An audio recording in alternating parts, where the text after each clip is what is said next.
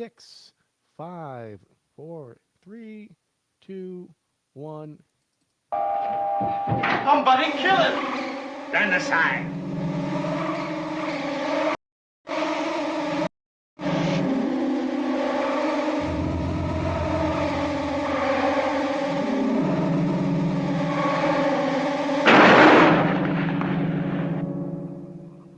Charles, take it out.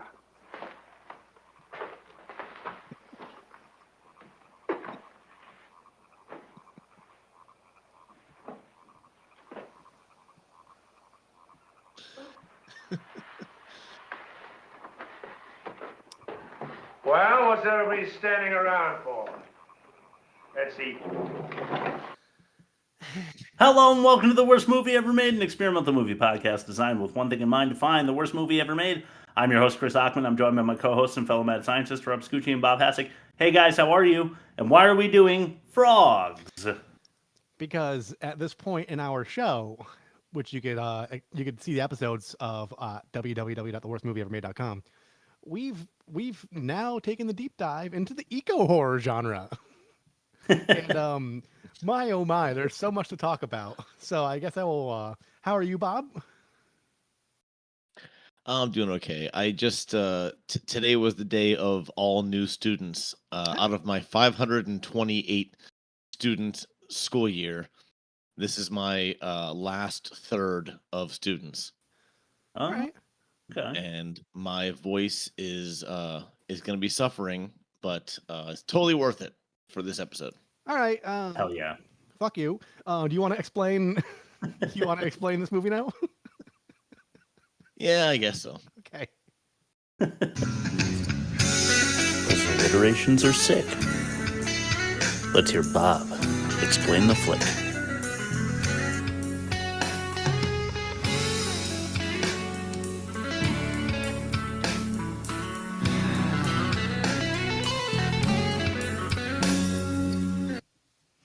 Okay. I'm not going to get used to that extraordinarily long bumper. Okay. Why are we doing this? Because reptiles reap revenge on rich relatives. Okay. Very nice. Succinct. They do.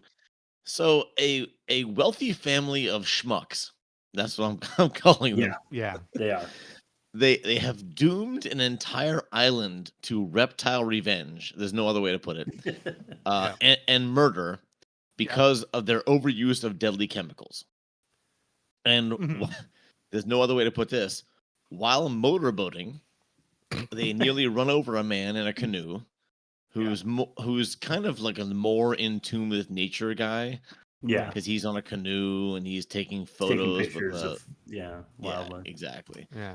Yet, for whatever reason, after they run him over, he still helps them and saves a few of them from danger because he's actually the dumbest character in the movie. Yeah, I think he saw that they were rich and he's like, they probably have cucumber sandwiches. I'm going to stick around and see what happens. Yeah. He's the dumbest character. Yes. I don't know that I agree, but we'll find out. We'll flesh it out as we go along. I can't wait to hear why. But for now, we'll throw it to you two. Woo! You know what? My head hurts, my dick hurts, and my brain hurts after reading all these YouTube comments. All right, I'm going to rapid fire some quick ones, and I have two doozies. 1, today the pond, tomorrow the world. Next comment. Even back then, there were horror movies for everything.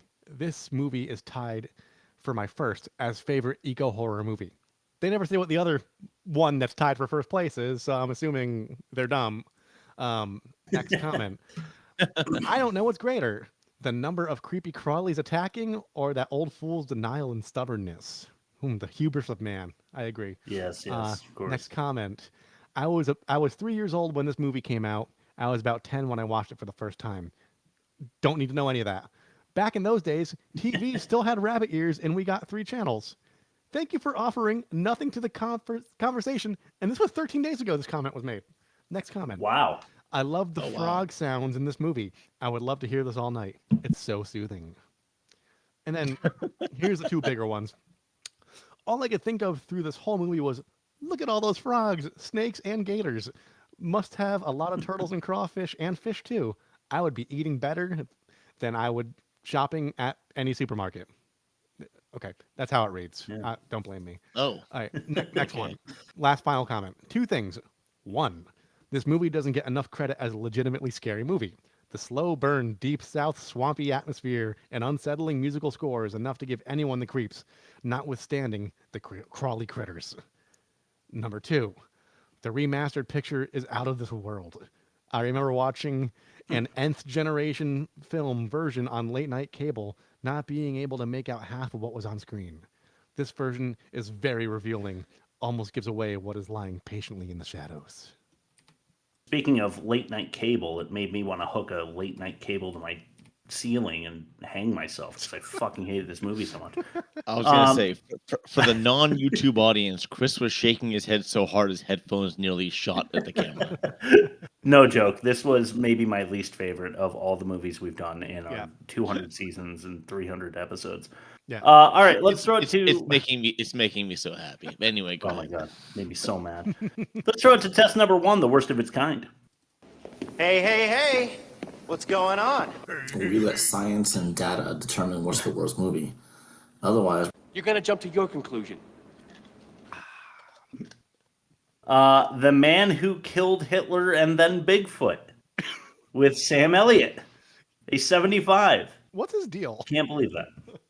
What's his fucking deal? I don't know. He's also in the Hulk with Eric Bana, and it's so funny when he's like, "I'm gonna put you away for the rest of your natural life."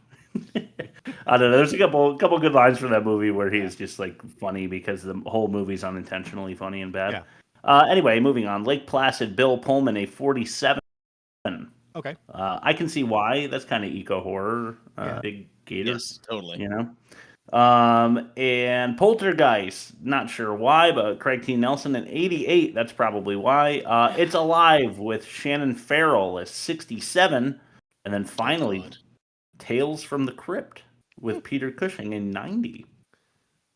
Okay. A stunning average of 73.4. How did Frogs do? I'm going back to the base. I know, so it's not fair. I'm going to go back to the based on YouTube comments. I'm going to say like a 50. Because people seem to really like it. I mean, people do seem to like it. But... Recently, too. Like, people are digging this up and going, this was fucking great. True. I mean, people like this, but people also like bananas. So, you know, I question people in general. Negative 44.4 and worst of its kind. I'll jot that down as we throw it to our little limerick version of a, sales pitch for this movie in test number 2. What was the official score? What did it get on Rotten Tomatoes? Oh, a 29. I'm sorry, I didn't say. So a negative 44.4 and worse. Let's throw it to test number 2. Ain't that a pitch? To explain the movie, we're going to give you a pitch. To get yourself a girl, say. Okay, show me your tits. Show me your tits. All right. I haven't gone first in a while. All right. How about Chris Bob Rob? I'll go third. Yeah. Sure.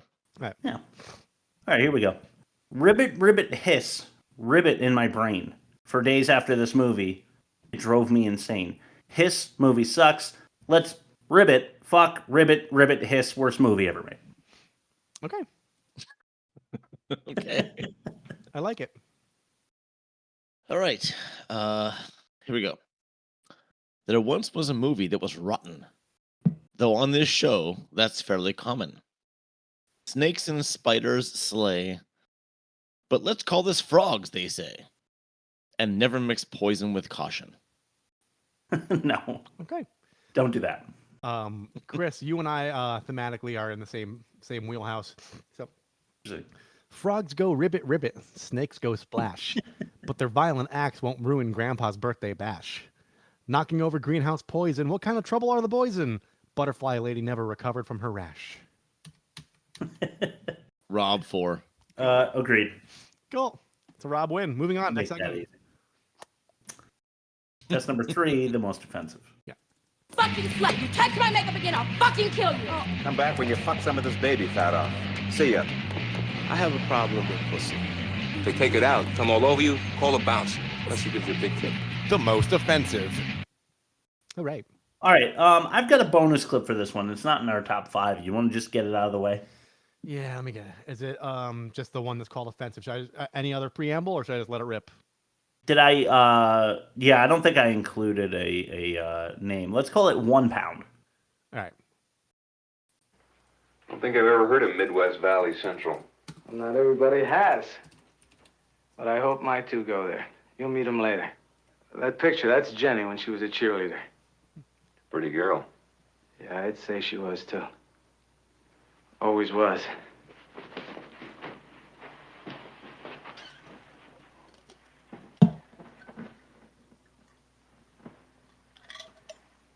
Recognize old Clint? Huh? I'm the same weight now I was when I was playing. Not 1 extra pound. It's really funny. Jenny's just got a few more extra little tiny bags under her eyes. That's about all. Come on, why don't we help ourselves to some dry clothes? I think that'll make us both feel pretty good, huh? It's such a boomer thing to like just jab at your wife when she's not there to defend herself for no fucking reason whatsoever. And she's fucking beautiful. Yeah. Right. And she's just sick of his shit, I guess. But he decided to just take a stab there. All right, let's start to number 5. Fuck this frog in particular, fling at the festivities. This one of Clint's kids comes over with like a big bullfrog. And I forget which brother, I think it's like Michael or whatever, takes it and just fucking throws it. That was definitely a real frog, too. Yeah. That's what I find most offensive. Number 4. Playing cards correctly, collect piece of Poppy's pie. So by that I mean, Michael is telling his model girlfriend that if he, sucks up to Grandpa enough, he's going to get a piece of the estate, so to speak. So they're kind of just waiting around for the stubborn old asshole to kick the can, Yeah. Or the bucket. Yeah. Number 3, Grumpy Gramps gonna get group got. Yeah. You know what I'm saying? Yeah. He's not, and I can't say that I blame him. He's not admitting that there's something funky going on. And you know what? When you put it into words, maybe I wouldn't believe it either because I'm not the superstitious type. I don't feel like nature as a collective is coming to get me. Yeah. So I kind of don't blame Gramps, but he is, in fact, holding everybody back, and some people die thanks to his stubbornness. Yeah, fair. Yes. Number 2, director decides that doggy dies. Oh, yeah. Yeah. What's this about? John Travolta was a consultant. Yeah, I forgot about that waterlogged pooch. Yeah. But yeah, the movie chose to leave the dog with Grandpa. I think in 1990 and beyond, the dog would always make it out safe. Yeah. It would actually be a trope for bad movies on our pod, maybe a bingo space even. Yeah, if you go to www.theworstmovieevermade.com and listen to our Dante's Peak episode, there is a dog that by no means should have escaped that. Yeah, right. For sure. Yeah. For sure. Just standing there like surrounded by lava. Yeah. Somehow got cornered by lava on the side of the mountain. Yeah. And he's fine. But nothing compares to number 1 in my opinion. Yeah. And talking, of course, about Sam Elliott here. Proud Elliot's jean jumpsuit penis pants. Oh, that took my catch-all. Okay. Okay. It's like a reverse Jackie Chan because Jackie Chan had the like moose knuckle going on. Yeah. Sam Elliott's just got either a roll of quarters in his jeans that are way too tight, or it's he's showing all to the camera in what is not a sexually driven movie by any means. No. You guys want to mention anything else before we throw it to Rob's ad read? I'm good. I would say something about the help in the house. Yeah, something about I agree. Yeah, I don't know how to say it delicately. It's a little 1850s. It's got yeah, 1850s it is. vibe. Not Yeah. good. No, I couldn't agree more. Especially because they have the I think they use the word soul about the food again, or about the conversation or whatever between the model and the maid. You know. Yeah. If you want to, we can make that a demerit if you want to. Ooh, I like that. They got mailed this envelope that said proclamation, but they just never opened it, so they just never got the memo. Oh God. I don't listen to hip hop. All right, so I'm gonna just jot in our demerit now. Something about the help. You can just say casual racism. Okay. All right. Casual racism. It is casual, you're right. It's pretty casual. Yeah. But unacceptable. All right, Rob, let's throw it to your ad read. I've had dog food. You have? Mm-hmm. A long time ago. Doggy chow. I used to love doggy chow. I used to love doggy chow too. Rob's ad read. Today's episode of The Worst Movie Ever Made is brought to you by Regular Bathroom Breaks. Hi, I'm Robert Scucci, co-host of The Worst Movie Ever Made. Has this ever happened to you? Your wife's Kate Spade cell phone case broke because the pop socket you bought her for Valentine's Day ripped it apart at the seams. The only Verizon store that has a direct replacement is 20 miles away, and you haven't yet had the pleasure of taking your morning dump. What you did have, however, was a 30-ounce black iced coffee with 2 shots of espresso on an empty stomach. Gridlock, rain, debilitating pain. Don't be like me and find yourself limping into a Trader Joe's and beelining to the restroom. The yoga mom's waiting outside of your occupied enclosure as you desecrate the fair trade and ethically sourced toilet bowl. Well, thank you. They didn't thank me, that's for sure. But after you wait that long to relieve yourself, it's actually better than sex. So I don't know. Do what you want. Rated R. Okay, well, thank you very much, Regular Bathroom Breaks, for jumping in. We appreciate that. Hopefully, we can make more of a long-term relationship with this one, but we'll see. The only repeat really is the 3 a.m. hot dog. You know. But the whole thing is like if people listen to the show after we cut the recording, they'd know that we don't take regular bathroom breaks because we don't even chat. We're just like, I gotta piss, bye. So we need to. That's true. We need to start heeding our own message. He makes a point. All right, let's throw it to test number 4, the worst dialogue. You got it. This is some of the worst dialogue. You have great tits. I like nice tits. I like having nice tits. Number 5. This is Picnic. How are you at badminton? How about tennis? I play. Clint loves to play games he's sure to win. How are you at ping pong? Lousy. Hey, look, I just want to dry out a little bit, then I'll be on my way. Well, you better forget it, pal. You're fresh blood for our fun and games. Now, how would you like to partake in a nice friendly wage? At least we owe you a drink or two and some lunch. Really, I don't want to intrude. Intrude? No, tonight's very family, very traditional. But this afternoon's practically picnic. We'd love to have you. It's practically picnic. Yeah, that bothered me. There you go. Listen to those frog noises. If it's not every clip, I'll be shocked. Your fresh blood for our fun and games. I thought that they were going to end up being like crazy people when he said that. Yeah, like Alex Jones crazy. Like, oh, we have like gay lizard overlords, and we're gonna defile you, and then hire crisis actors and shit. Only like the title of the movie picture where there's a giant frog eating a human. I thought like the giant frog overlords would be like, telling this family what to do or something crazy like that. But that never happened. This family just was a bunch of schmucks. Yeah. So a picnic with schmucks. This could have been called. And then I love that she's like, it's practically picnic, but later it's serious like family shit and he stays anyway. Yeah. Like that doesn't come into play at all. Yeah. All right, that's just number 5. Why don't we throw it to number 4? Yarg! This is Sexy Model. Do it, girl. Do it. Yeah. Pretty. Mr. Kenneth, I have a message from your grandfather. With or without the profanity, Charles? I was told to quote him exactly. Has your damn watch stopped? Message received, Charles. Has your agency ever thought of packaging your grandfather and giving him a new image? He knows he's not popular with the public or his family. And he revels in it. Well, he treats me nice enough. He wouldn't dare admit that we're shaking him off. Nobody ever invites guests 4th of July. And I bring you, a girl, worse, sexy model. That ain't all either. But would Jason ever admit we shook him up? Never. What? Why was that scene? Runtime.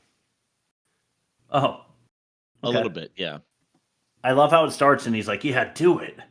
Do it. I honestly think they were really like hinting at the fact that it was, racially risky. More casual. Yeah, he didn't say it, so it's super casual. No, he didn't. But I think they were kind of hinting the fact that, hey, we're gonna say it. We're gonna say it. And they never said it. They never did. Yeah. Never once in the movie. They were thinking it loudly, though. Yeah, they were. For sure. Yeah. Certainly loud enough to hear. Number 3. This is dividends.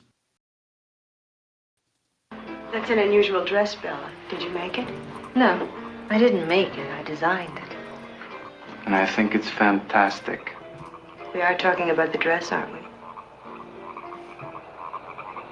That noise is driving me insane. Won't they ever stop? Stop complaining, Jenny. It'll stop soon. Daddy, what if Grover's lying in a ditch somewhere? I hope he's not hurt. Lying in a ditch? Serve him right if he is. Oh, Grandpa, that's awful. You make it sound like the worst of the ugly rich. We are the ugly rich. Well, we're entitled to be ugly, Karen. God knows we pay enough taxes. Daddy, did you know the government is forcing us to put strainers on our paper mills? It's called anti-pollution control, Iris.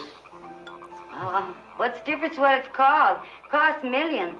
And our dividends will be shot to hell. Damn those dividends. That was very forced pollution talk so that you get a sense for why this movie is happening. Man, it's just horseshit. We are the ugly rich. I actually, that's the one part I did like, because at least he's self-aware that he's a fucking asshole. True. Yeah. All right, fair. Let's throw it then to number 2. Okay. This is Harmonious. Frogs attacking windows, snakes and chandeliers. Those aren't exactly normal things, Mr. Crockett. I don't think there's much to worry about. I'm sure I can get the state to spray some pesticides. Yes, sir, I'm sure you can. You'd kill a hell of a lot of other things, too. Mr. Smith, that is where you and I part company. I still believe man is master of the world. Does that mean he can't live in harmony with the rest of it? You call that horrible racket out there harmonious? Mr. Crockett, I know it sounds strange as hell, but what if nature were trying to get back at us? Nonsense. Then how do you explain it? Explain what? We just sit and wait. It's ominous and foreboding, but it makes no fucking sense. How do you explain it? Explain what? Explain what? He starts by saying frogs attacking windows, snakes on chandeliers.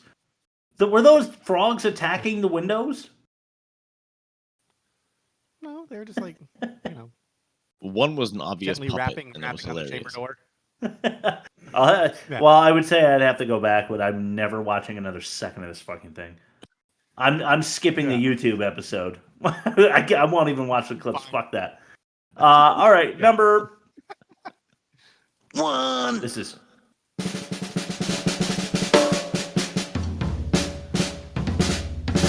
You know what? Fight it. Just because of one death, an accident, that's no reason for everybody to panic. 2 deaths, Mr. Crockett. 2 very strange deaths. Who else? What did you see?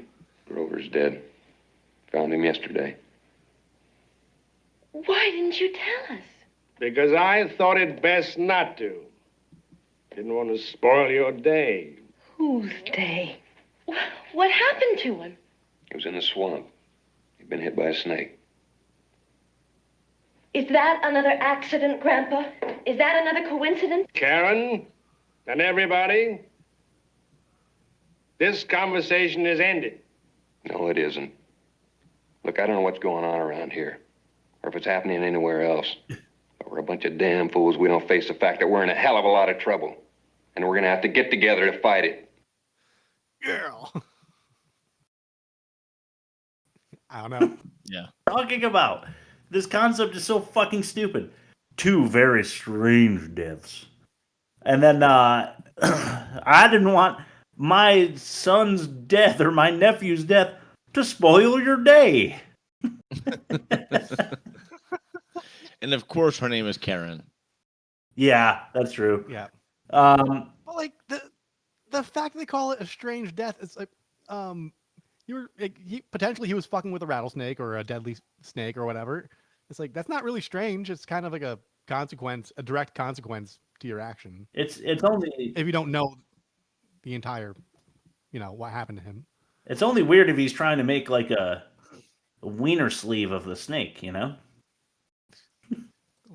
sleeve. If he was trying to do that and he died, then that's weird. But like trying to like poke a snake with a stick that's not yours, isn't that weird? Is it? Yeah. But he was hit by the snake, according to Sam Elliott. Yeah. And then Karen. He's like Karen, and everybody.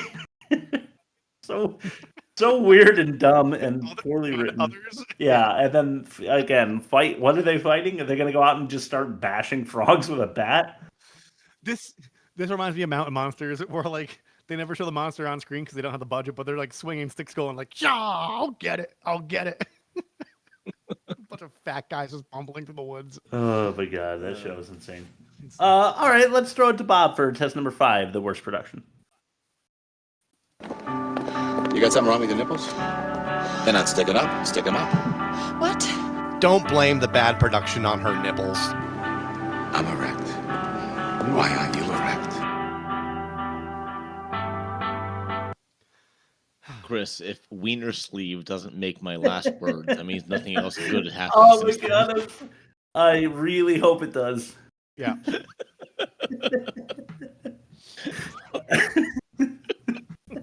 All right. Worst production I have is endless animal close-ups. I know. Yeah. All right, that's my catch-all for sure. Yeah. So the seemingly endless amount of animal/reptile close-ups had no effect on the thrills or chills. Yeah. Nor did it establish any type of scene setup or perspective. Yeah. It was purely to fill time. This was basically a nature documentary with a story weaved through nature shots. This was basically a Werner Herzog film, like a documentary about how punishing nature is. Yes, it was. It was like, here's a bunch of animals up close, and we're going to tell a story between it that really has no bearing on the animal close-ups. But starts right in the credits too. Yeah. I was already bored of the wildlife photography in the credits, so the fact that the rest of the movie was that as well. They just put like what they thought was an eerie sound behind it every time they showed an animal. Like we were supposed to get that the animals were plotting every time we zoomed in on them or something. Like the focus was them thinking about killing a human or something. I don't know. I think you're right, Bob. I think it's just a time filler. Yeah. I think so. I do think so. Yeah, you'll see. It's funny in my catch-all. I say something to that effect. But for now, let's throw it to test number 6, the worst acting. I'd have to piss on you to give you a clue. It's the worst acting.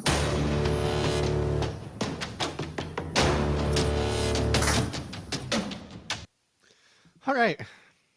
That bumper goes so hard. Also, the jungle beat kind of works for this episode. Yeah. Let's start with number 1, Daddy. This is Bullfrog. Brent, where you going? Got a chance close, Grandpa. Karen, what's going on? Grandpa, this is Pickett Smith. Mr. Smith, Jason Crockett. Hello, Mr. Crockett. My cousin, Michael Martindale. Well, Karen? Grandpa, Clint didn't know what he was doing out there, and we nearly ran Mr. Smith down. So we fished him out. Now we're going to offer him a little food and drink after he gets changed out of his wet clothes. Just a moment. Mr. Smith, I saw you out on the lake early this morning. You've been paddling around this island for hours, taking pictures. Yes, sir. Don't you know what's against the law? Grandpa. No, sir, I didn't. There's a sign out there that says private property. Boomer. Who are you with, anyway? I'm a freelance photographer. I'm doing a pollution layout for an ecology magazine. Taking any pictures of frogs lately? I saw the biggest bullfrog this morning. This big.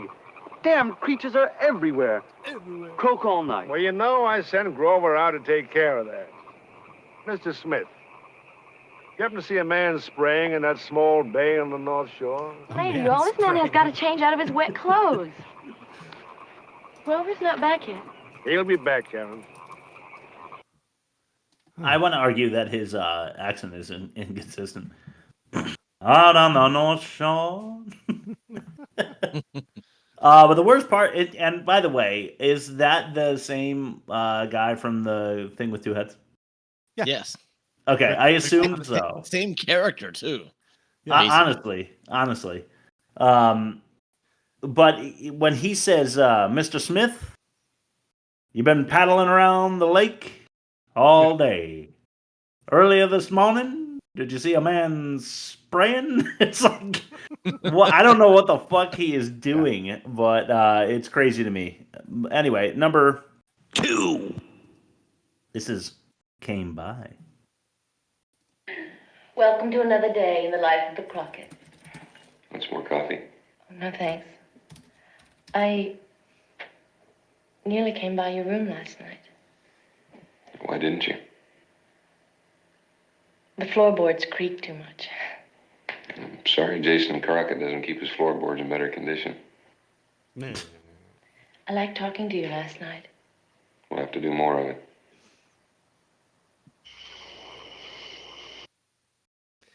Nice. Yeah. Welcome to another day in the life of the Crockett's. Could I get you some more coffee? No. Okay. He didn't have coffee. Yeah. Could I get you some more coffee? Yes. That he walks off screen for 3 minutes, comes back, and the scene continues. That would have been pretty good. Yeah. Yeah, just super unnatural. That was the one, ooh, let's get some thrill and some sexual thrill in here.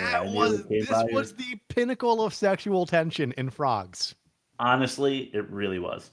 Yes. Except for maybe when Sam Elliott took off his shirt and he started swinging the snake around, if you know what I mean. All right, let's throw it to number 3. This is Asphyxiated. Oh, there's nothing you can do.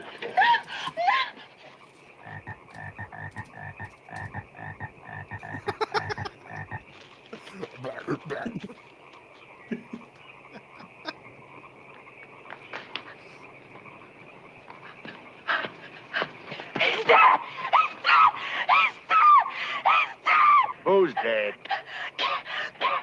God, I knew it. You sure? How? He's dead, all right, Mr. Crockett. Bottles of poison broken all over that greenhouse. He's been asphyxiated. By knowing reptiles that can read. Yes. Apparently. Mm-hmm. That lady who was running away from the greenhouse, I hadn't noticed how bad she was until that moment. That was up there with Dolph Lundgren and Joshua Tree giving a monologue. I mean, that was real bad. Yeah. But I had a thought. Imagine if Sam Elliott and the lead Lady Crockett were going at it. Every time you're Sam and you thrust, there's a ribbit. That would take me out. I'd be in it for about a minute before I realize that every time I put anything into it, I got a croak sound going on at the same time, and then I'm done. I think. Yeah.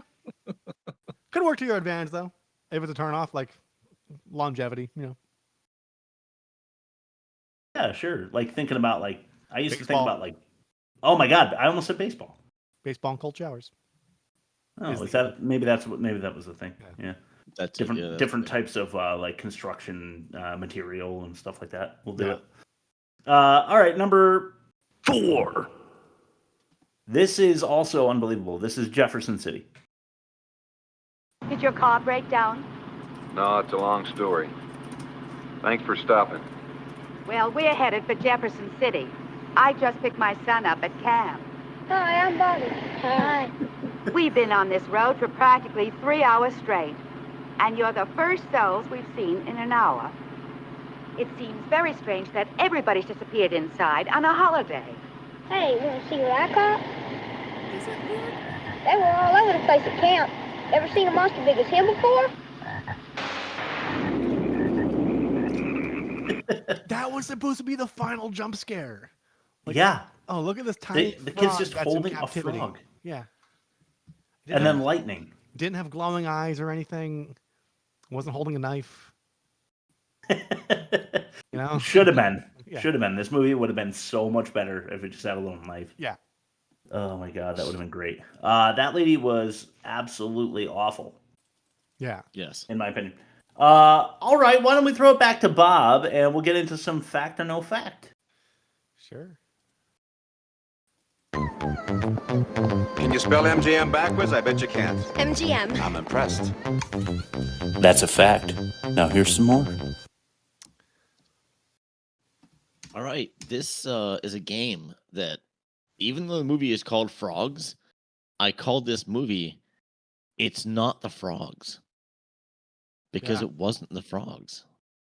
They weren't the danger. I mean, obviously, I knew it wouldn't get to my catch-all, but I'm still going to say it. They weren't the amphibious antagonist that we thought they would be. Ooh, there you go. That's a write-up moment right there. Oh, yeah. Yeah, amphibious antagonist. All right. Or lack of. Okay. Yeah. So Absent. we're back. Absent I'm back to my true form of fact or no fact, where I'm going to read 5 things that are about this movie. Nice. Specifically about the movie that are facts, but one of them is not. One of them's a lie. You got to figure it out. Okay. Cool. So you mentioned, Chris, that the guy that was in Thing with Two Heads, his name is Ray Milland. Yeah. That's his actual name. Okay, Yeah. so the first fact has to do with him. Ray Milland wore a toupee throughout this filming, and he sweat so much that it fell off his head several times during filming. Okay.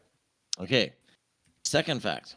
Originally, a giant frog was to eat Ray Milland at the end in his house.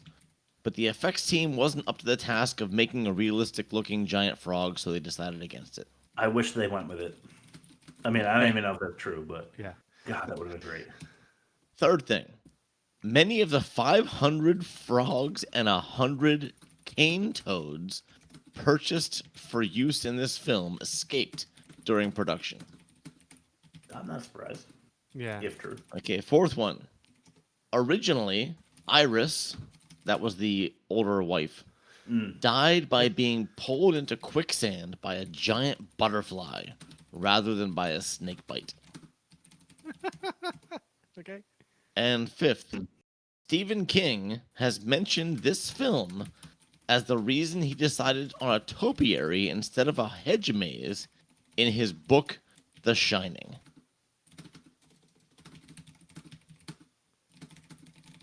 Wait, Rob. That's it. Okay. That's 5. So Find the lie. Okay, so I feel like the giant butterfly and the giant frog are consistent with one another, which leads me to believe they might be true. Because like both of those equal like them asking the special effects team to like do something, they're like, fuck no. And then end of discussion. End of discussion. They just moved on with the production anyway. So I'm gonna get rid of that one, and I'm gonna get rid of that one.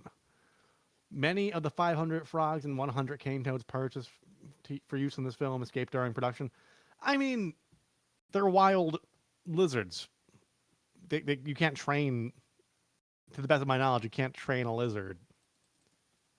You could take that soundbite and do whatever you want with it. But that's believable, so I'm calling that true. Now, the two I'm torn between is... It's been a very long time since I read The Shining, but I do know that in the book there is no hedge maze. But in the made-for-TV adaptation in like the mid to late 90s, it was like a 3-part miniseries that was a lot more faithful to the book. they had walking hedge animals. But it's been so long since I read that book when I was like in middle school. I can't confirm or deny the topiary. Ray Milland wore a toupee filming, and he sweat so much that it fell off his head. I mean, this was just a few years ahead of The Thing with Two Heads. And in our discussion on that movie, there was no toupee tomfoolery to be heard of. True. So I'm going to say... I'm going to go with the toupee. Because, like, I don't know, the 70s toupees are different than the toupees of today, you know? Yeah, I'd say most of us could point out a hairpiece. Like in the Seinfeld episode when George decided to, like, start wearing one, and, like, everybody, like, it was obvious that he was wearing one. So I'm going to say the toupee is alive. The old ones don't blend too well. And there was, like, that one strip of Velcro that you just put around, like, the crown of your head. You just staple it in. Yeah. All right, for me, I don't believe, my brain won't allow me to believe that Iris died by being pulled into quicksand by a butterfly. I don't know what that would, a giant butterfly even, I don't know what that would look like. It's too funny to imagine. It's a small butterfly, but closer. I want to be wrong here so bad. So I'm going to go with number 4. Okay. I'm going to go backwards. Because I actually had it written backwards. That's bad for me. Stephen King has actually mentioned that he in the original story, Rob, you're right. It was a topiary. It was not a hedge maze. Okay. Mm-hmm. And he actually did say it was because of this film. Wow. Which I don't understand, but that's what he says. So I was right about it, but for the wrong reason, essentially. And I counted on neither of you watching the trailer to this movie. If you watch the trailer, Iris is being pulled into quicksand after a butterfly, which, as Rob said, shot up close, but it's actually small, was pulled Iris into the quicksand. Apologies, Bob. I completely spaced on watching the trailer. I normally watch them right after I watch the movie, and we'll watch it after the show, just so I could yeah, in all its glory before it goes up on www. You really can't. Yeah, you can't. Not my trailer. The trailer. Right. The actual trailer. The trailer. Okay. The theatrical. Yeah, not mine. The actual one. It's hard to miss her being pulled into quicksand. It's like one of the major points of the trailer. So false advertising. The actual factual theatrical trailer. Yes, the theatrical trailer. It's horrible, by the way. It makes the movie look even worse than it is. And yes, 500 frogs and 100 toads mostly escaped during the production. Okay. So the lie is a giant frog was to eat Ray Milland at the end. Fiddlesticks. But the effects team wasn't up. I made that up because of the fact that they kept hinting toward the fact that a big frog was going to eat somebody. Yeah. And they didn't.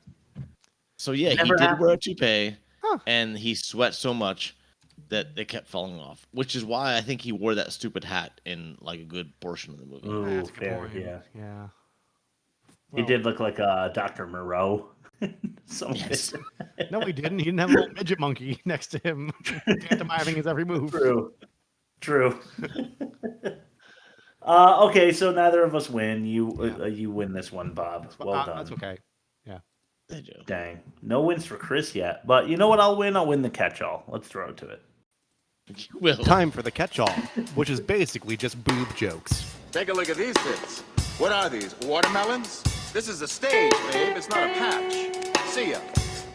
And you still show them tits and ass. Yeah. 9 snake and tree tropes. I don't even know. Is this the originator? Like every time you're in a forest or a jungle or something, there's always a snake in a tree. My favorite being from Hard Target, of course. Yeah. That was a good one. That was a great one. Mm-hmm. Good. So I don't know how much Mystery Science Theater you guys watch. Mystery Science Theater is known for its American International Pictures movies, especially in its first couple seasons. Yeah. This was another Thing with Two Heads was our first one. Another American International Pictures, and produced by Samuel Z. Arkoff. Okay. There's something about Samuel Z. Arkoff and AIP that are a deadly duo. They just always make the worst fucking movies. I liked Pod People, the Mystery Science Theater 3000. Oh, that was a Pod really People funny episode. one. Really good. It's really fun. And then there's like Jack Frost or something from like the 60s, 50s maybe. There's a lot of good ones. Yeah. Anyway. Okay, so here's why I'm confused, because Pickett Smith is taking all the pictures at the beginning before his camera gets destroyed by the motorboat, and the way it's shot implies that he saw all the carnage and possibly the dead body, but they never. Yeah. Then he stumbles upon it later, like ooh, like he was like 10 feet away from like just like shit floating in the water, and like blood and. That's true. That bothered me because I was like, okay, it's going somewhere, and then like it went somewhere different later, less severely. Which is like horror movies are supposed to ramp up, not like kind of like blow their wad in the first like opening credits, you know? Agreed. Yeah, no, I agree. Yeah. If I'm Pickett, I don't want to meet your entire family. I thought I was here to get a quick like hookup, you know, but she's like immediately entering crazy bitch territory. Yeah. Agreed. You know, the second he finds out that that's her brother, it's like, yeah, I'm willing to come in and get dry. You know what I'm saying? Yeah. But then she like brings him into the living room and she's like, meet my family. And at that point I'd be like, nah, you know what? I got pictures to take of amphibians and shit, so I'm out.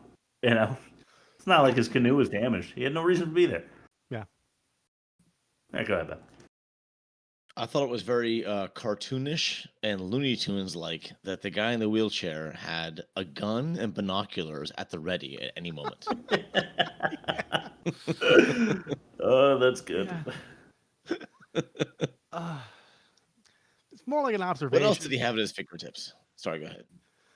It's more of an observation than like something that's critical of the movie.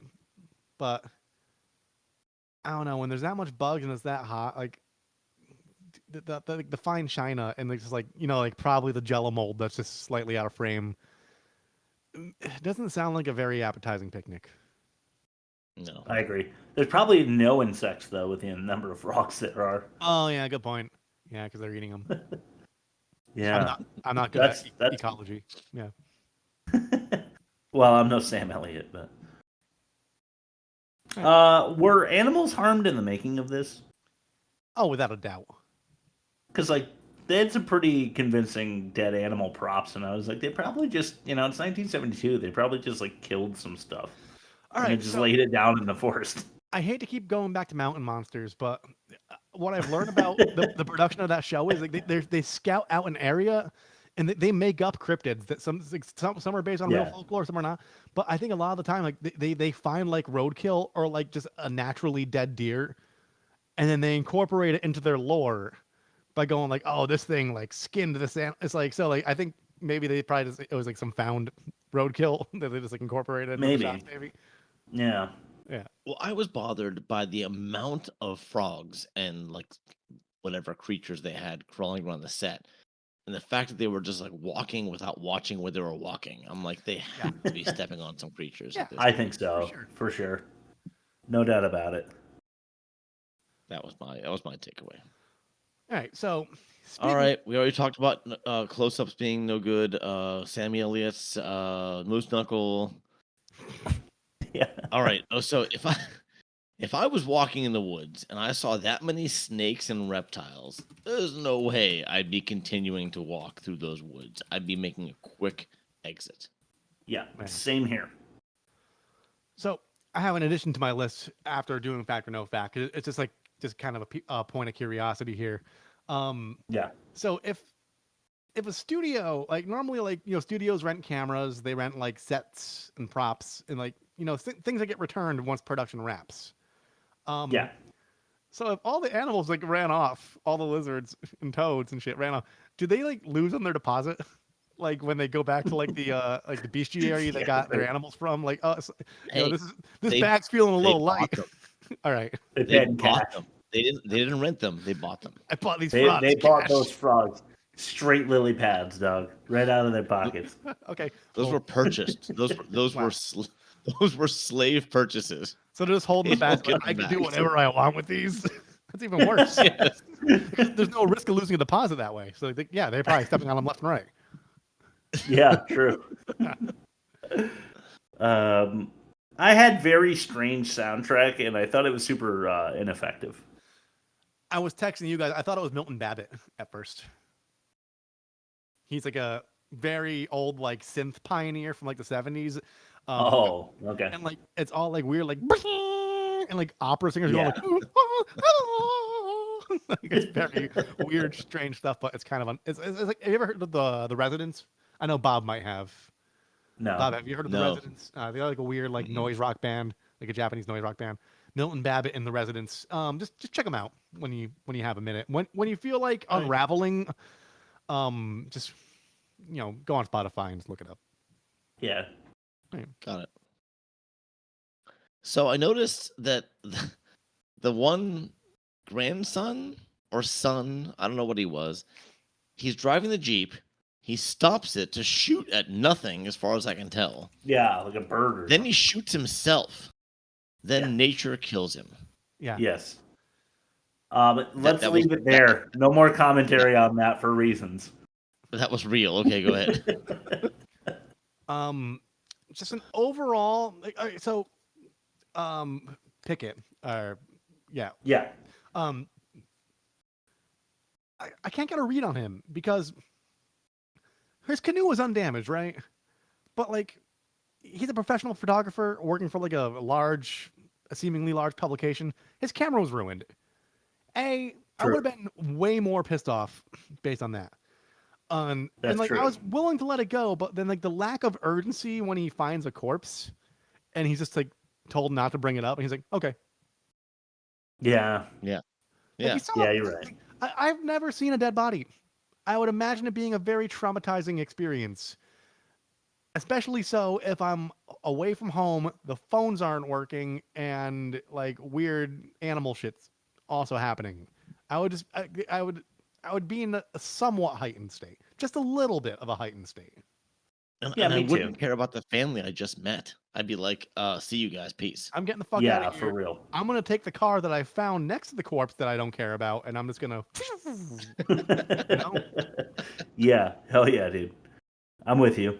All right, I got this is a twofer. I'm gonna just say quickly that there are some fine ladies in this movie.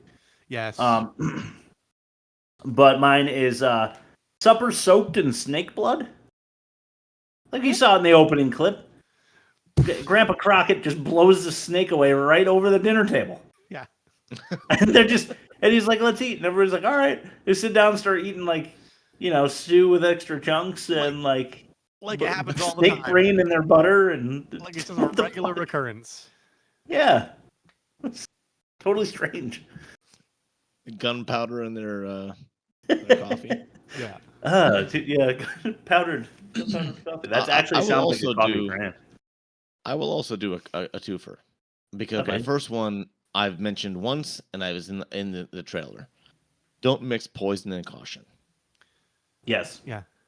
It's an old inside joke. Okay, and the second thing, which was also funny when I watched this as a teenager, when the old lady nearly chokes herself trying to catch a butterfly. That was hilarious. Yeah. I thought it was a snake strangling her until I realized that it was just her stupidity. Yeah. When you said asphyxiation for the one clip, I thought that was it. I should have included that. It was really funny. Yeah. Yeah, go ahead, Rob. To the best of my knowledge, leeches aren't deadly. Like they're actually used for bloodletting when people are like infected and stuff. You put a leech over the wound and it like kind of sucks out the bad blood. Yeah. I'm not saying like you should be rolling around in a pile of leeches willy nilly, but I just didn't believe it. It took me out of the film. That one instance took me out of the film. Yeah, I mean, I wouldn't be out there attaching leeches to myself on purpose, just in case they've got some like bacterial shit going on that's gonna actually harm me. But I think you're right. In most cases, like a leech is like a useful tool that nature has provided. All right, Rob, get your typing fingers ready for this one. Okay. Lady Crockett wants Pickett's cocket in her lady pocket, but Pickett don't dick it. Don't dick it. All right. Lady Crockett wants Pickett's cocket in her lady pocket, but Pickett won't dick it. Yeah. Okay. Okay. It's true. It's all true. Yeah. Can't deny any of that. So I can't think of the song. Rob, maybe you can help me on this one. There's a lyric, watch some blue bloods bleed red. And that song, that lyric came to mind watching this movie. I wonder. But I can't think of what Blue that's from. bloods don't bleed. I looked it up and I came up with something that wasn't what I remember it being. Because I don't listen to whatever song came up. I'm just getting like Rise Against. Yeah, I don't listen to Rise Against, so They it can't suck. be it. It's like Rise Against is basically Offspring if they like dropped out of political science school. Yeah. Yeah. Anyway, they're that's what it made me think of that. All right. Yeah. Go ahead, Rob. I just can't get past the jar that explicitly says poison, like with It's masking unbelievable. tape and Sharpie. Unbelievable that they went there. And to Bob's point, like the fact that like the lizards can read it, know it, like for all like they can't read. Like they knocked it over knowing it was poison, and like it said poison, so the audience knows it's poison. But like that could have just been fertilizer. That could have been pesticides. Right. That could have been frog repellent or whatever the shit it is. You know, they could have also put it on the fucking ground, and don't label it poison. Label it whatever the fuck it is. Label it not poison. That way the animals someone don't. would take an oblivion-seeking swig, going, "Oh, it's fine. It's probably not what it says it isn't." Yeah, love it. All right, I'm doing another twofer because we already said this, but the sheer number of animals we're zooming in on is laughable and insane. Let's throw it to a clip. This, Bob, you mentioned this is called Shin Sprint.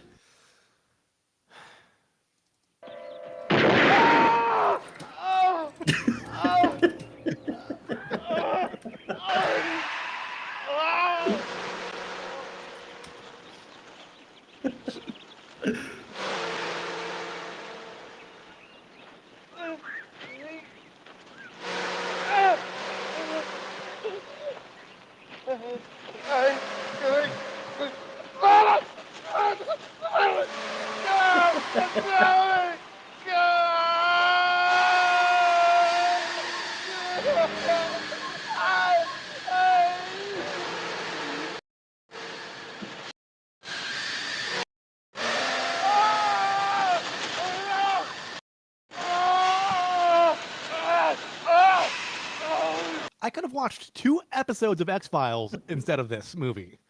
Chris, with what we're watching, you made me want to revisit X-Files and a few episodes in, and I'm just thinking about what could have been right now. No, it's a good show, honestly. But yeah, dude, for the non YouTube audience, our podcast audience, I think it's still a little bigger at this point.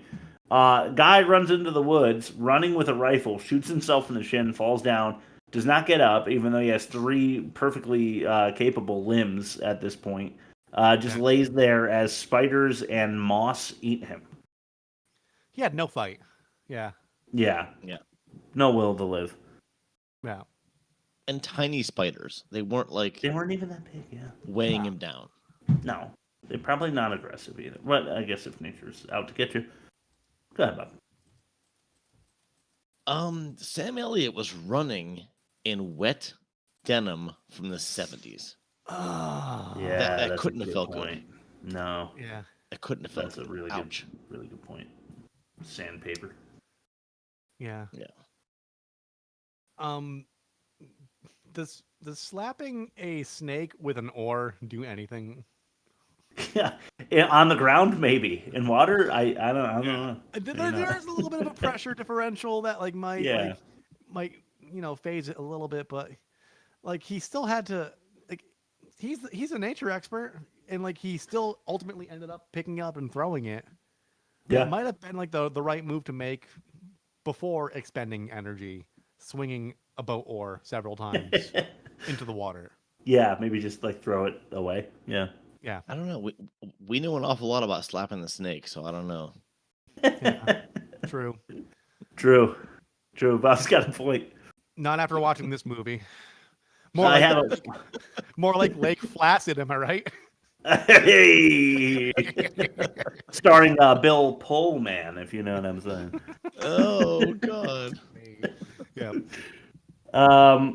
Hey, this is an actual quote from Clint. I'm pretty sure says to Michael, he's like, "I want to show you my new beanbag punch." What the fuck is he talking about? Yeah. Okay. I love that Sam Elliott near the end is like, "Can you give us a lift?" And he's holding a shotgun. I have that too. That was my last and one. She's like, "Yeah, what the hell? Why not?" I also have that. That was gonna be my last one, but I have something else about that scene too. Is the lady said it was weird that nobody's around during a holiday. Yeah. That's the exact time you would expect no one to be around because they're on holiday. That's also a good point. Yeah, they're all on vacation. That's a good point. Visiting family, what have you. Yeah, and I'm done. I don't want to talk about this anymore. Fair enough. Next to Cat in the Hat and Cats, this is maybe my least favorite watch. If not for all the still shots of wildlife, Bob, this movie would be 20 minutes long. Yeah. I said that already, but anyway. Yeah. No, I told you I was going to say that. I told you I had it in the catch-all, but I was saying it anyway. So I'm gonna finish with these like 1.5 here. All right. The frog on the turntable was so funny. Like hit that mix, frog. Ribbit. Oh wow, Rob, that was fucking great. But my last one is a fact or no fact leftover. Okay. Lynn Borden and Adam Rourke. Those are the two actors that played the husband and wife, the drunk husband and the hot wife. Yeah. This was actually the first of 3 movies they were in together. Whoa. Huh. And the names of the other movies were This Is a Hijack and Dirty Mary, Crazy Larry. Still better than the man who killed Hitler and also Bigfoot. Were they Dirty Larry and Crazy Mary or whatever? Were they those characters? I bet they were. I don't know. I hope so. All right, I got a few more. Okay, cool. I got a few more. Dude out here wrestling gators. Oh, that was so funny.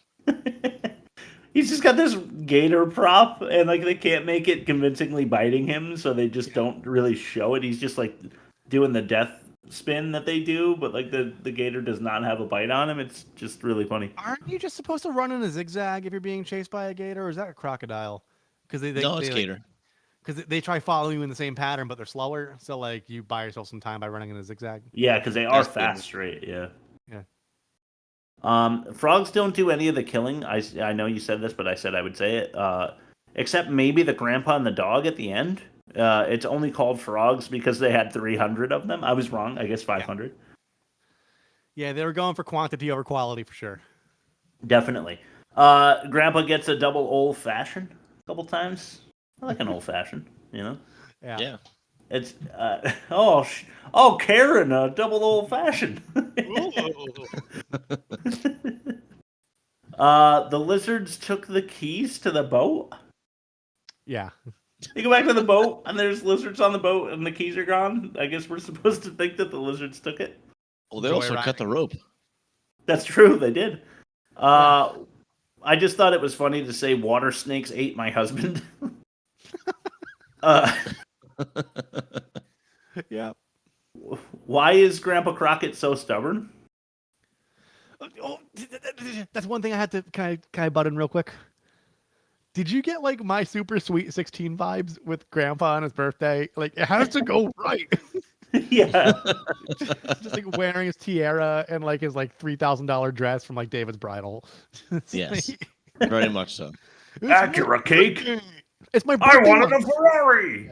It's my birthday month. Yeah. Yeah. Dry shirt despite having been in water right before putting it back on. Yeah. Yeah. She picks up a guy with a rifle to get in the car while with her son. You said that, Bob, but gotta just repeat it. What's with the dead phone angle? I don't know. For reasons not explained, we are supposed to assume that the animals know what global communications technology is and how to dismantle it. Yeah. Well, they did mention, and I'm not going to give the movie credit for this, but they did mention that the chemicals they were spraying on the island made the animals smarter. And so, but they never once demonstrated that intelligence. No, they didn't, except for cutting communications. And they also made it seem like the whole island was victim, even though it was this one asshole family that was doing all the work, all the dirty work. Yeah, true, because they couldn't find any. Yeah, that's true. But at the end, with the phone thing, Grandpa gets a phone call and he picks up and then he's like, hello. Then he's like, it can't be dead. It rang. Oh, that was so maddening. I know. So they had the last jump scare with the kid innocently holding a bullfrog that was supposed to terrify you, and then I guess a Michael Myers calling from a payphone and breathing through a sock, but it's a frog. Yeah, it's fucking Kermit wearing a trench coat and a bondage mask. Froggy versus Jason. Wasn't his name Jason Crockett? Yeah. Yes, Jason Crockett. Nice. Froggy versus Jason. He fell out of his chair because frogs. Yep. The croaking at the end in the credits, at that point, I was just punching myself in the dick. Yeah. All right, let's throw it to one more clip. This, Rob, you mentioned already, but this one's called Snake Toss. Yep.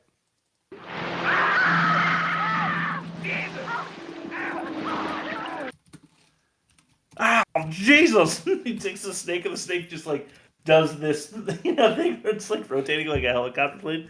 Yeah. It was really funny. All right, let's throw it to what we're watching. So we're talking about things we like, and in some cases. Looks better than a 10-inch dick, and you know it. Right.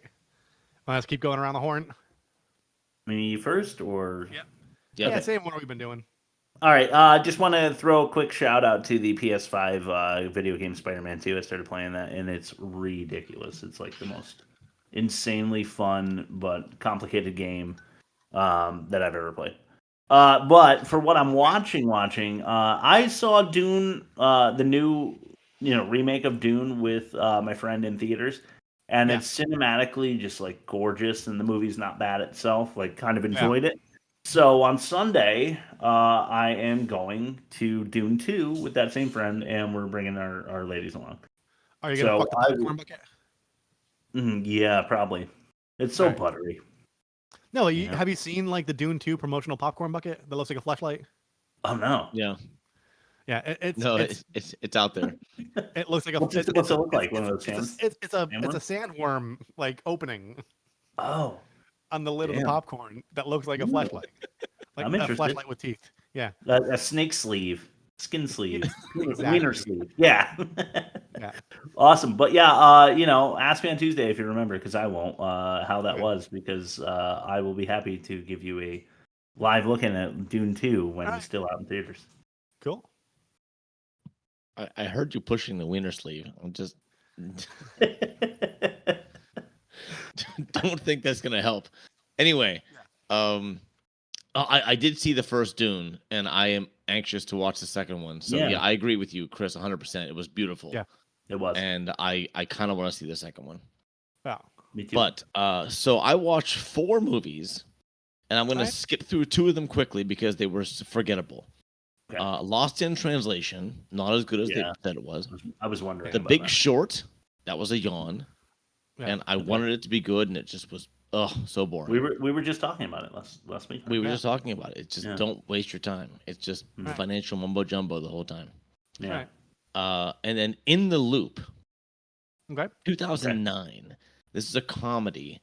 It's a political comedy. It's I never watched the show Veep, but apparently this was a precursor to Veep, and it's People like it. Really funny. It's got some really good lines in it. Some really, really, really funny lines. Veep is funny from what little I've seen of Veep is really fucking funny. But like I like Julia Louis-Dreyfus. This apparently is the film adaptation of something that Veep would be. It's a mixture of English and American politics, and it's vulgar as hell. The worst people in the world, but it's just so funny. I recommend it. And then I watched another Oscar contender, The Zone of Interest. Ooh. Okay. German language. It is highly disturbing. I'm not going to say it's good because it was too disturbing. Okay. It's basically watching a family who is headed by a guy who is in charge of Auschwitz, and their home, the property they live in is right next to the concentration camp. And all you hear in the background of the whole movie is gunshots and fires. And it's just so disturbing. And ribbits. But the whole movie is the story of their like peaceful life and their like little struggles of life. It's the contrast. I can't say it's good. But it's intriguing and probably worthy of a watch. Like stepping out is my recommendation. Stepping out onto the front porch to pick up the milk bottle delivery and like just like smelling death in the air and going like, oh Pretty damn, much, they didn't yes. clean out Pretty their much, they yes. didn't clean out the ash traps. That's fucked up. Exactly. God. Yeah. Oof. All right. So I went to the drive-in this weekend and saw Wonka with Timothée Chalamet from Dune. From Dune. At work, we've seen a lot of reports of people like hating it, but it's got a really good score on Rotten Tomatoes. I went in with no expectations. Surprisingly good. Like the songs were awesome. He played a convincing young Wonka because he was like, he's good. You saw him starting to become slightly cynical as like certain things happen to him, but he carries like that wry, mischievous smile that like Gene Wilder really like nailed in the original Willy Wonka. I would call it a suitable prequel, worth your time. Okay. And like, you have to suspend some disbelief because he's giving like his living situation because he's kind of like an indentured servant after like not paying a hotel bill. You wonder where he gets all the raw materials to like make his chocolates like in his like backpack while like hopping through the sewage lines to like sell it on the black market or whatever.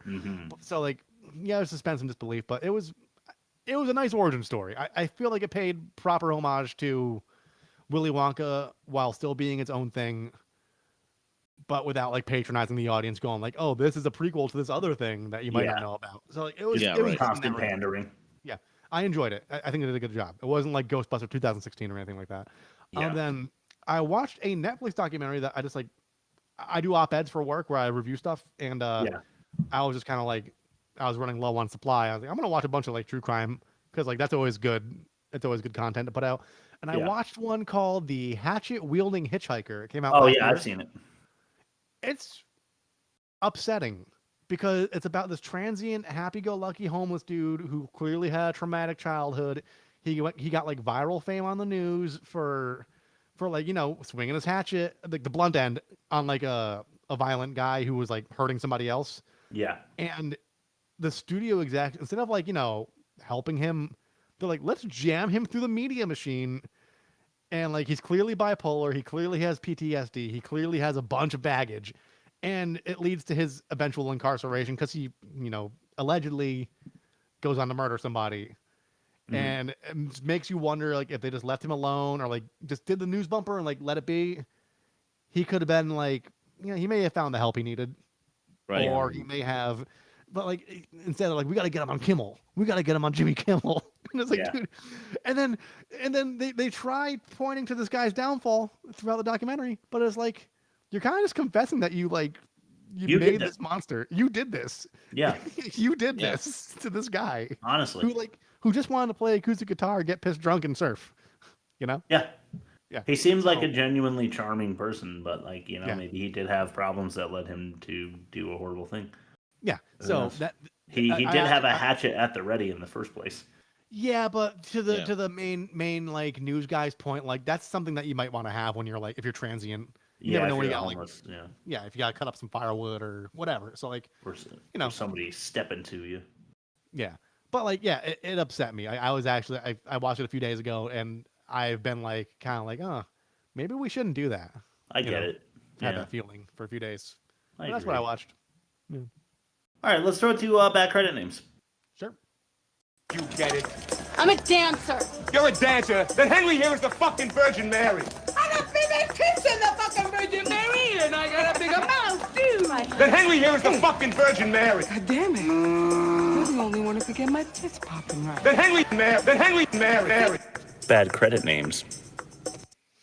Yeah. Hitchcock. Okay. Sam Elliott. Just got to throw you under the bus here, buddy. You shouldn't have picked this names. film. Sorry. Yeah, it's not he even was in. that. I just got to mention. He was in Lebowski. Yeah, he was. He's God. Oh, that's right. Yeah, the sarsaparilla guy. Yeah, the sarsaparilla man. Purely for the voice. I mean, he does have an incredible voice.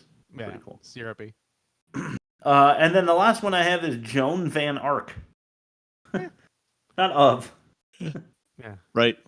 Yeah. Van. Thought that was funny. Okay, offensive minigame. This is gonna be good. Must be weird not having anybody come on you. It's the offensive minigame. I love a good triangle groove. Yeah, it's nice. It is nice. Yeah. It's very 007 to me. It's very Hey Arnold. Yeah, true. Not well. In Dark, Death Row Decapitation. Okay. Or Frog Toss Fuckery. Decapitation. Yeah, I'm gonna go with the beheading. Speaking of beheading, Blackhead. That's one of the clips from The Thing with Two Heads. Or Doggy Death. Yeah. Doggy death. Doggy death. Okay. You got our sauce on it. Unjust Desserts, if you know what I mean, in The Thing with Two Heads. Or Penis Pants. Yeah. Unjust desserts, because that's just good old. Okay, well, that's 2-1 Thing with Two Heads, so I'm jotting that down as we throw it to our movie comparison. You know, what is it that you think you do? You fuck them without fucking them. That's what you do. I saw you. Man, everybody got AIDS and shit. Well, it ain't right. Bitch, I'm telling you the truth. And so are we with our movie comparison. I feel like that's the kind of jamming you and I used to do. Yeah, except you hate AFI. Yeah, true. I do. Pretty good, though. All right, worst of its kind between The Thing with Two Heads and Frogs is goes The Thing with Two Heads way, as it has a negative 61.8 in worst, and I get it. Negative 44.4 in worst for Frogs. So Chris and Rob both had a 4-star. I guess that's a wash for now. Yeah. Offensive, we just established The Thing with Two Heads is more offensive than Frog, so it's 2-0 going through 3. Dialogue, what's worse? I think I'm gonna go with dialogue, The Thing with Two Heads, but I'm gonna think differently on acting. I'm gonna go Frogs for no reason. I'm gonna tie break with Thing with Two Heads because it has junk science, more junk science. They both have junk science, but Thing with Two Heads has a considerable amount more of junk science. Ridiculous concept or endless animal close-ups for production. Close-ups. I have to say it. I agree. Because we could have been in and out. We could have been in and out of the shit in like 40 minutes if there weren't all the close-ups. Instead, we had to watch it for like twice as long. Hell yeah. I'd say less than 40, but yeah, you're right. Yeah. Acting was forced and forgettable for The Thing with Two Heads. Yeah, okay, Frogs. I agree.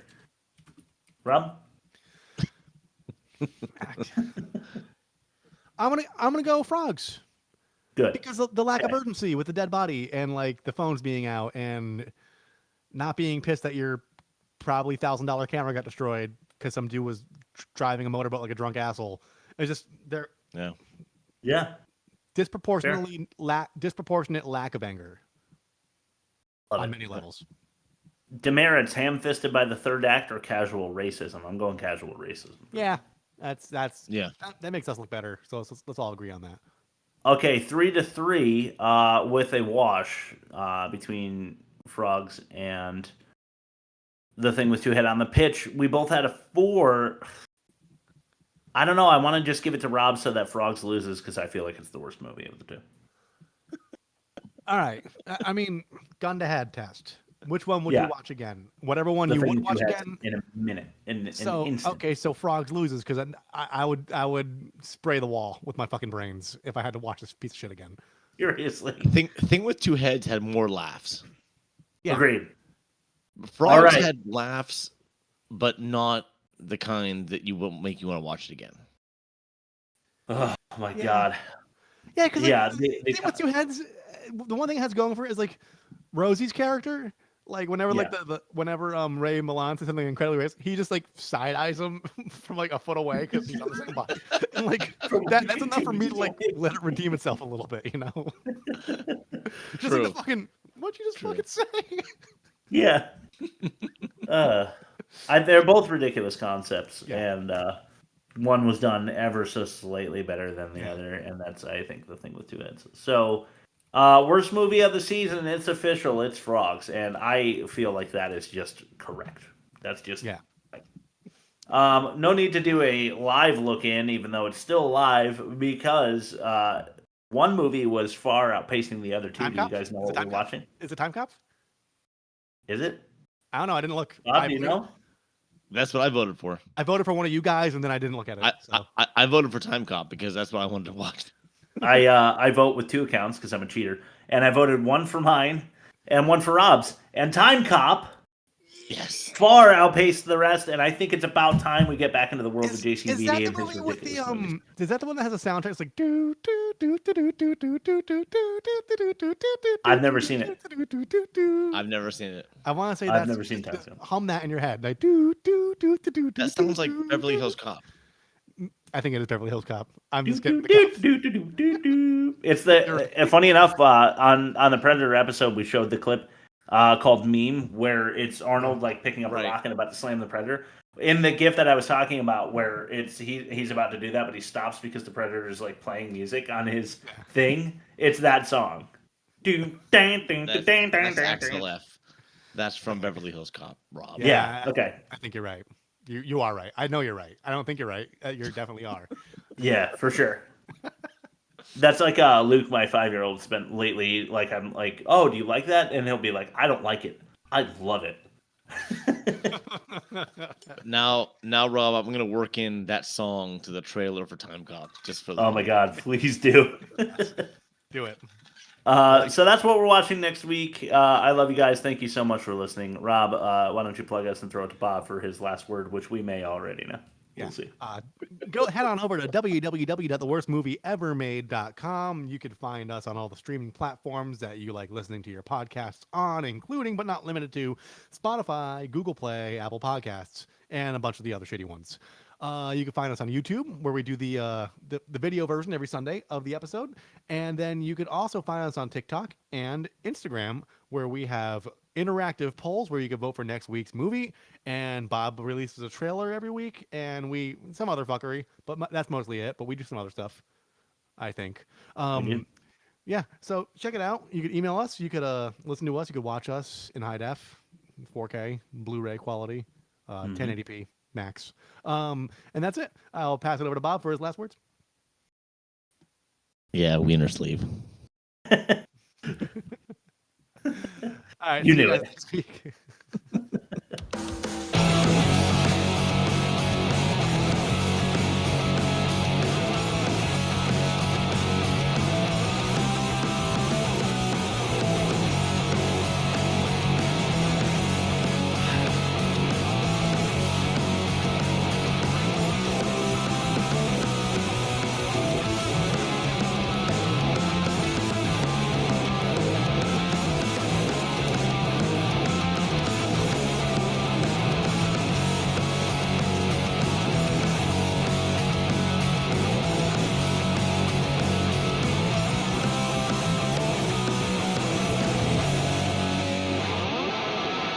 Is that you have an actual mouse with a wire on it, Bob? I do. Wow. I bought it through my work budget. I have not seen one of those in the wild in